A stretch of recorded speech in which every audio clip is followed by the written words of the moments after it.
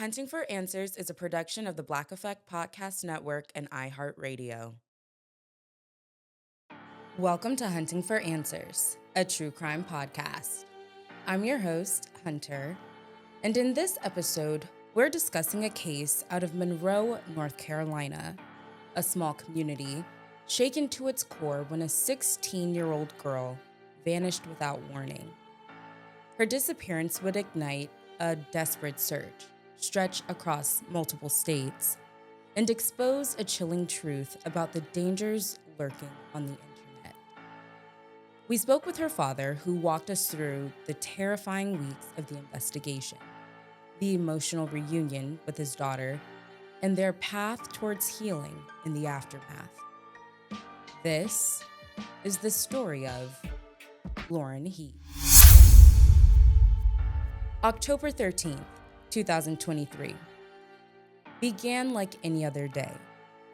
But for the Heath family, it quickly turned into every parent's worst nightmare. I would say, like a month or two prior, my wife and I had noticed, a change in her. She seemed to be a little bit more um, withdrawn, so to speak, not talking a lot. Because she was playing volleyball at her previous high school and she was a cheerleader. Um, but I remember receiving a phone call from her cheerleading head coach there at the camp saying how much my daughter was so withdrawn from the team, not interacting, with her teammates, not talking, wanted to be by herself. And I even asked her that night when she called me, like, hey, do you want me to come get you? If you're not comfortable being there. She's like, no, I'm gonna stick it out. Because, as parents, we always tell our kids, hey, if you start something, finish it. Um, but it was several conversations that my daughter and I would have, like when I would take her to school. She always would make the comment like she feels like she's somebody else's friend, but they're not hers, so to speak. Like she's trying too hard and they're not reciprocating what's needed in a good, solid friendship. And I say, hey, don't take it personal. Just as parents, we tell our kids, it's life, it's part of growing up, especially being a teenager, especially being young females. They go through a lot of changes and, they pick and choose friends from week to week and be day to day. Ring camera footage showed Lauren leaving her home in Indian Trail, North Carolina. There were no warning signs, no goodbye, just a quiet exit into the unknown. Her father, Derrick Heath, recalls noticing changes in Lauren in the weeks prior. Like many teens, she began struggling, but he now sees the signs they missed. But it's one thing my wife and I, regret doing is not, we heard our daughter, but we didn't like fully listen. When you're like your kids are crying out constantly, it's easy for us as parents to say, hey, go to school, wear that crown strong in your head, be strong, be yourself. But when you got to live in that world 5 days a week for 7.5 hours a day, it's different. And, that's my wife and I looking back on that. We wish we would have really delved deeply more into that, about what she was expressing, about her being withdrawn and everything like that. But, I think that was part of it.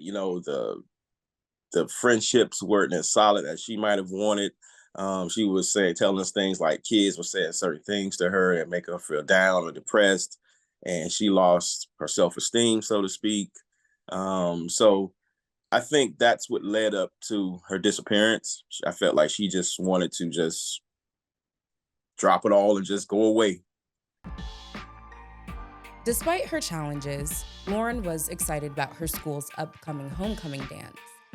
She had a nail appointment scheduled and was looking forward to the event. Hardly the actions of someone planning to leave. That's what made her disappearance all the more alarming. This wasn't like Lauren. Her behavior didn't match someone who wanted to just disappear. As hours turned into days, panic settled in. The seconds dragged like hours, and the longer she was gone, the worse the fear became. But the Heath family wasn't alone. The Monroe community rallied together. Candlelight vigils were held, flyers blanketed neighborhoods. Billboards appeared in North Carolina, South Carolina, Georgia, Florida, Tennessee, and Virginia. Lauren's face became impossible to miss. But despite the overwhelming support, the silence was deafening. Lauren's parents spoke out to her in every public message. "Come home. We love you. There's no obstacle too big to bring you back." Still, one thing was unmistakable. The police response in those critical early days was dismissive. Like many cases involving missing Black girls, Lauren's disappearance didn't trigger the kind of urgency it deserved. Initially, when she went missing on the 13th, of course, we made a police report. And the police were so nonchalant about it. It was just like, oh, here we go again, another missing child. So, we write it down, and he was kind of nonchalant about it, which, kind of got under my skin with my wife and I. And he just kind of took it and just left. And like, hey, we really need to hear something, about this case. So that was on a Friday. My wife and I had to literally go down to the police station first thing Monday morning and help get a detective assigned to the case. So 2 whole days had gone by with nothing. And I even called the dispatch to see about follow-up, because they was asking me about her cell phone, what cell service did we use and everything like that. Her father told us plainly, if it weren't for the community stepping up, there's no telling where the case would stand. The community response was awesome. My neighbors in my neighborhood went out looking. My neighbor across the street, she was awesome because she said she knew this house where a lot of teenagers would go and just hang out and just drink, blah, blah, blah. She went there. So the community response was awesome. Those first 2 days, she went missing up until the time my wife and I had to go to the police station. And luckily, it worked out. The chief of police, I used to coach his son in football. So when he saw me, he told his detective, like, hey, anything he wants, you make sure he gets it. So it pays to know people. Like I tell people, don't burn your bridges, because you never know, you might need somebody. So once I got to him, it was a lot better. The detective was very responsive to us about, any type of leads or anything. We had people down the street. This lady, she has a big farm down the street. She even offered like her ATVs to like go out and look, out, in the community or whatever. So the community response was awesome. We made flyers. People would come by and get flyers and put them up for us. There's this little biker house down the street. They had cameras where they might have thought she might have, left from. They let us go down and look at their cameras. But it was overwhelming, the response that we received from the community. Even with tips pouring in, time kept slipping away. No breakthroughs, no confirmed sightings, no real leads. Just a growing sense that Lauren might be getting further and further away. Then, nearly 2 weeks later, hope arrived. In Kirkwood, Missouri, police officers investigating a suspicious vehicle parked outside a Lowe's made a discovery that would bring this nightmare to a shocking turning point. Inside the car was a 30-year-old convicted sex offender, and in the passenger seat, 16-year-old Lauren Heath. Authorities learned that the man had been communicating with Lauren through an anonymous messaging app. He exploited her emotional vulnerability, manipulated her with false promises, and drove all the way from Oklahoma to North Carolina to pick her up. She was carrying her birth certificate and had even memorized her mother's phone number, details that ultimately helped police confirm her identity and notify her parents. Having those conversations with your child or children about social media, because like I said, it's a beast. it's like I said, it's a gift and a curse. And you have these apps that have been created where it looks like one thing, but it's something else, where they lure children. I know it's one app. I know the FBI was showing us, it looks like a calculator, but behind it, it's a way that these predators talk to children. Yeah. Wow. Yeah. So it was the particular app. I don't think they even have it anymore. It's called Whisper. That was the main culprit in this case. It's almost like the dark web, so to speak, behind these apps, because these predators have ways of getting to children, whether it be online. I know in speaking with people, I know a police officer showed me down the street how they would change their voice online to sound like a child. And you think you're playing with another 12-year-old, and it comes out as somebody 40 or 50 years old. They use this, this voice altering like headset. And so I would tell my kids, you have to be careful, who you're online with. Unless it's just your close friends from school or somebody you know personally, don't talk to them. The moment the call came in, Lauren's parents dropped to their knees. Relief overwhelmed them. They didn't even put on the proper shoes before rushing to the airport to catch the first flight to Missouri. When they were reunited with their daughter, it felt, Mr. Heath said, like holding a newborn for the second time. And though joy filled the reunion, the trauma lingered, and the road to healing would be next. The first, I would say, she came on October 25th. I would say probably until maybe 4 or 5 months after that, it was still a struggle trying to get her to focus and open up. Of course, we did immediately get her into therapy, which she's still in now.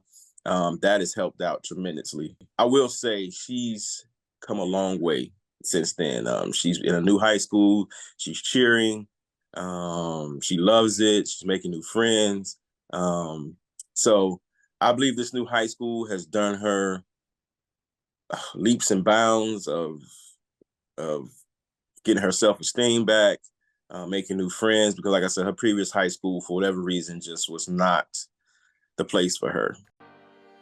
Lauren came home on October 25th, 2023. But in the days and months that followed, her family would face a new set of challenges. Therapy became a part of the healing process. A new high school brought a fresh start, but emotionally, her father described it as life-altering. Quote, "It changes you as a person," he said. "We used to beat ourselves up, but we know we're good parents." One thing they are absolutely certain of: Lauren was not to blame.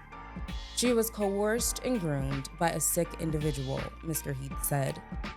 She's the victim, and she needs to know this isn't her fault. According to investigators, predators like this prey on children expressing vulnerability online. They scan for keywords, emotional distress, and then pose as saviors, only to lead their victims into unimaginable danger.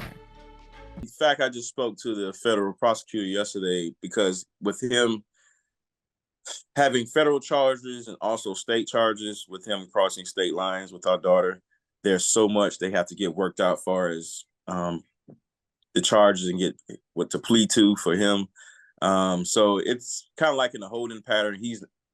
What I do know, he would never see the light of day. Thankfully, Lauren's story ends with a reunion with her family. But for far too many other families, that call never comes, and that moment of relief never arrives. My wife and I, talk about all the time, like, we were truly blessed to get our daughter back.